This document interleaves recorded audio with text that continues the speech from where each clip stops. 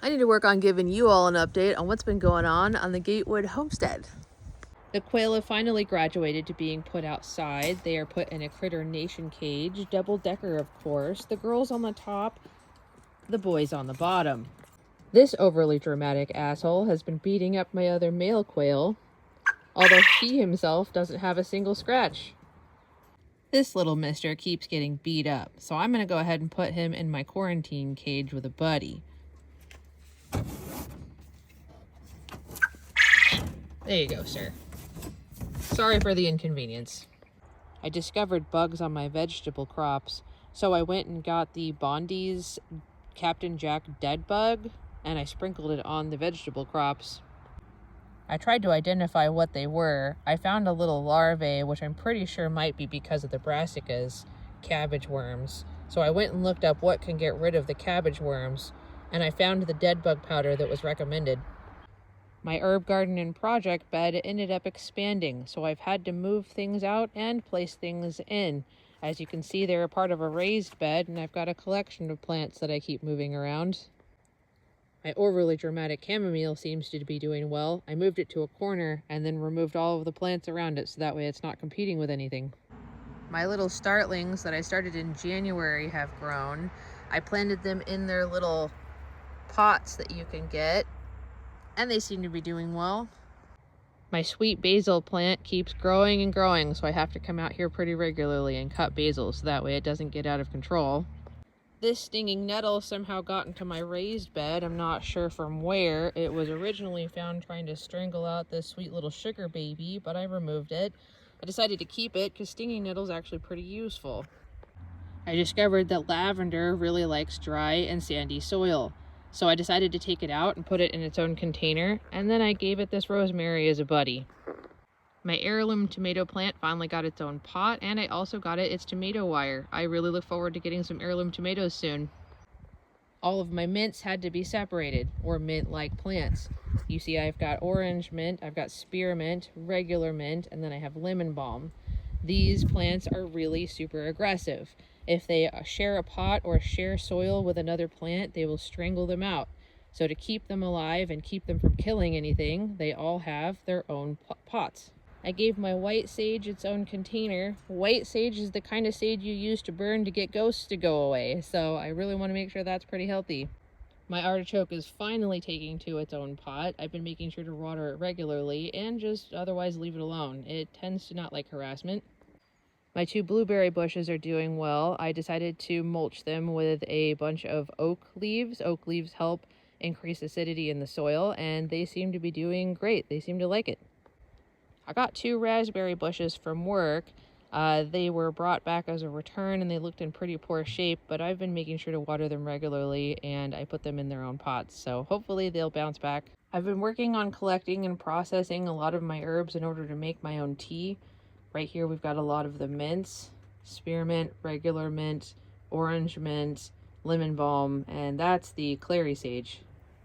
I've been making sure that my refrigerator is stocked with homemade and fermented foods.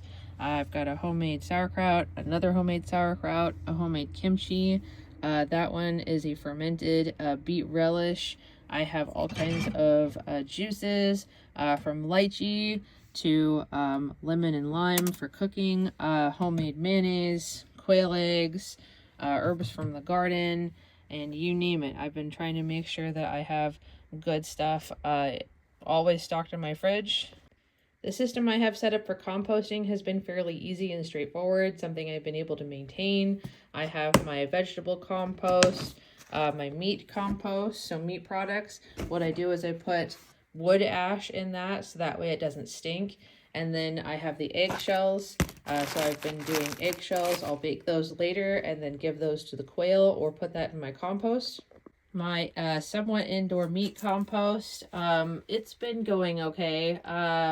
It might be a dud, but what I've been doing is I put wood ash and then meat, and then I kind of layer the wood ash and the meat, and then I also have worms in there. There's 2 buckets.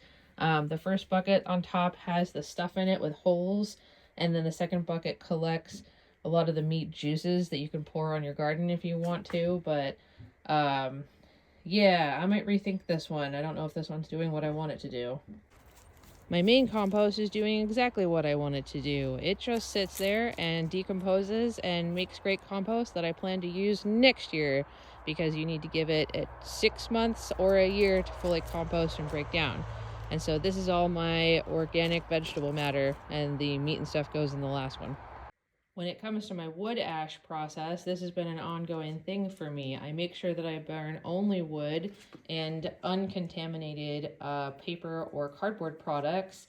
My disdain against the shiny plastic coated cardboard is an ongoing and constant process, as a lot of this stuff is more readily available. Our products are all shipped with it and packaged with it, so we can still use the ash from the contaminated things. I just make sure to put that ash in its own separate container. Tainted wood ash from microplastics or coated cardboard is still useful. You can put it in little packets and you can put it around your house as like an odor fighter, or you can pour it on your gravel to get rid of moss and get rid of weeds. So it's still useful. It just sucks that you can't use it for your gardening or composting or anything having to do with anything you plan to use for food. Like, I wouldn't even use it for chickens. So my continuous effort on making homemade bone meal just kind of keeps going. I've got a lot of my dry ready to break down bones here, and when I find time, I try to break them down into smaller pieces, and then once I can get it more ground down using my mortar and pestle, I'll put it in my compost. So there you have it, your update on the Gatewood Homestead. As always, the biggest project here is keeping this goober entertained, because a tired dog is a good dog.